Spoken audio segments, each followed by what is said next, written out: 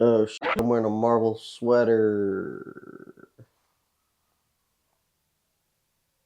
Whatever, dude. Marvel till I die. What's up, guys, and welcome to Superman 2025 review. All right, the anticipation is gone. I've seen the new Superman movie, and it's not bad, but it's just kind of, it's a movie. But to be fair, I feel like that's been the case for the recent Marvel and DC movies. They've all just kind of felt like meh. Captain America, meh. Thunderbolts, better, but not, still didn't hit that level of awesome. You remember walking out of Spider-Man No Way Home like you just fucking changed your life? It's been a while since I've had that feeling with superhero movies. And this, unfortunately, for me, falls into that category of just another meh. It's okay, I guess, I'm gonna talk about what I liked first. I was worried about Crypto, but also excited. We had never seen Crypto in live action before. Crypto. Home. Take me home. And he delivers, dude. He's a cute little dog that's very destructive. The cast did really well. I thought David Cornswit's portrayal as Superman was very fucking Superman at times. Hey, buddy. Eyes up here. And at other times, just like really bitchy and complaining. Didn't really make sense to me. That was a whole theme amongst this movie where it was like, here's this awesome emotional moment. We're gonna throw in a stupid joke now. It felt very Joss Whedon. Or really just anytime a Marvel movie is kind of on the low end, they just like to throw in those stupid jokes whenever there's an emotional moment, which in my opinion, fucking sucks and just takes away from the film. Like there's a time and place for the comedy, not when you're trying to pull at my heartstrings, you know what I'm saying? And this movie felt no different. It was sprinkled throughout the whole film. Visually, this movie is insane. James Gunn with his visuals, pretty fucking cool. Very vibrant, very colorful. But then there's times where, he's doing some camera things and you're like, why are we doing it here? Why am I swooping the camera for every scene? It's a visually cool thing in a fight scene, right? When something impactful is happening, not when someone's walking into a building. You don't need that, but I get it. I understand, right? There's directors like Wes Anderson that's going to make a movie how they want to make a movie. It's going to feel like Wes Anderson, and James Gunn does that same thing. I just don't think he's as good of a director, dude, The guy made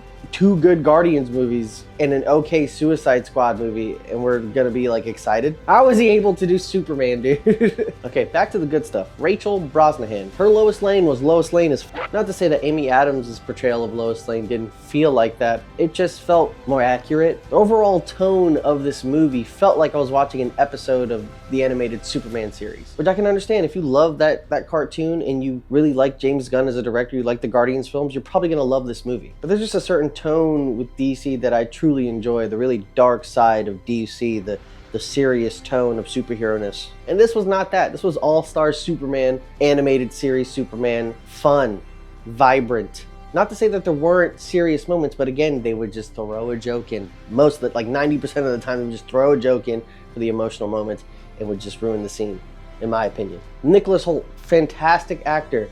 I don't think he's a good Lex Luthor. I said it. Michael Rosenbaum's portrayal of Lex Luthor, he should have been in this movie, I think. Bring him back for Lex Luthor, he's him, dude. When I think of Lex Luthor, I think of evil Bruce Wayne. I think of someone who is serious as f, calculated, logical, not unhinged. The last 2 portrayals we've gotten has been unhinged, crazy megalomaniac Lex Luthor. I don't understand why they keep going that route. And it's not to say that he didn't have those calculated, logical, emotionless moments. He would just have a freak out scene throwing a tantrum where it just doesn't make sense, dude. You're Lex Luthor. You have a plan Z for everything. The action in this movie was pretty awesome, but it's nothing that's gonna wow you in the sense like, man, I haven't seen that done before. Superman was fighting, right? Like he was scrapping. That's what I was kind of worried about. Every time Superman goes against Lex Luthor, it's kind of a boring, Superman Returns-esque feel where he's saving a lot of people, but he's not really fighting. He's fighting in here, dude.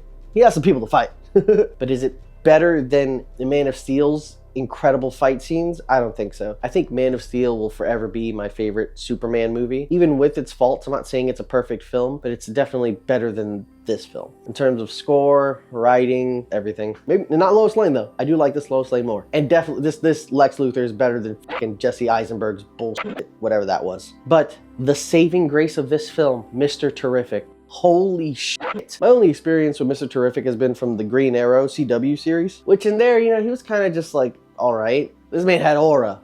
like ridiculous aura, just straight up walking into enemy territory, not even phased, dude, just like going about his business, doing what he has to do. Hawk Girl, I guess you could say she was in this movie. She was in a few scenes, screaming and swinging her mace around. And then we have Guy Gardner. We have this Green Lantern. I truly don't understand why they went to the Guy Gardner route. Even in his own comics, people dislike him. Even in the cartoons, they dislike him. So why get the most dislikable Green Lantern to put as your first Green Lantern? I don't understand. Jon Stewart, Hal Jordan, those are the main two. Those are the ones you go. I would have taken Kyle Rayner. That would have fucking hit. But Guy Gardner? Bowl cut Guy Gardner? It almost felt like he chose him specifically just for that fucking bowl cut. Just to have that one little joke thrown in there, dude. Now, like, no disrespect to Nathan Fillion. He did a fantastic job. He portrayed Guy Gardner exactly how Guy Gardner is. It's just Guy Gardner, as a character himself, sucks. It just felt really out of place for this to be, you know, the first characters that we meet in the DC universe, this new DC universe. Maybe James is just trying to save the other characters for their own films, for them to come up in their own way, not to be shackled to this Superman at first. Maybe it pays off, but I don't know. I didn't see it in this film. It felt like this movie, like other bad superhero movies, it just felt like they're just trying to set up the next thing. It's not focusing on the task at hand. It's not focusing on this script, really. It's like, we got a Green Lantern show, gotta make Green Lantern cool, you know? Like, it just didn't hit. And going back to like the John Williams score, it just feels regressive rather than progressive, in a sense. You know, like the Man of Steel Hans Zimmer score is peak. It's my favorite superhero score, right next to, you know, the Sam Raimi Spider-Man score. Those two, flip a coin, you know? Those are just incredible scores. And this score just really didn't hit for me, dude. It just felt like, yeah, that's Superman. Yeah, that's Superman. There are scenes where it does hit. It is pretty impactful, where Superman is feeling like Superman. The visuals, everything is coming together. That's Superman as f. And then it just goes into, you know, more James Gunn-ness movie stuff. Like, why we gotta watch Jimmy in an alley talking to this random bitch? I get it for the plot as to why, but why is this a scene? This could have been done off screen, you know what I mean? I don't know, I didn't understand that. A lot of weird choices in this film. I do appreciate not going over his origin story for the 7th time. You know, we've seen it done time and time again. We're good. We don't need, we know. We all know, okay? And I could see how people probably didn't like the portrayal of his parents, his Smallville parents. I cleaned your boots. I'll go get them for you. The Smallville parents, you know, they were more accurate, I think. I liked it, but I can see how people wouldn't. James in an interview was saying that he wanted them to feel like not aging actors, gorgeous aging actors. And I get that. He wanted them to feel more real to like a small town Farmville life, you know what I mean? That makes sense. But what he did with his real alien parents from Krypton, I'll talk about in my spoiler video, dude, because that shit really pissed me off, dude. I don't think that's fucking cool, dude. What I truly don't like in films is when they put some kind of political agenda in the film. I'm watching a Superman movie to escape the real world, right? I don't want to see political agenda being tossed in my face, right? I have no opinion on the crazy situation that's been happening. And I feel like it takes away from this movie. It feels like you're somewhat, you know, putting your own thing in this movie for the sake of yourself, or maybe you're just, I don't know.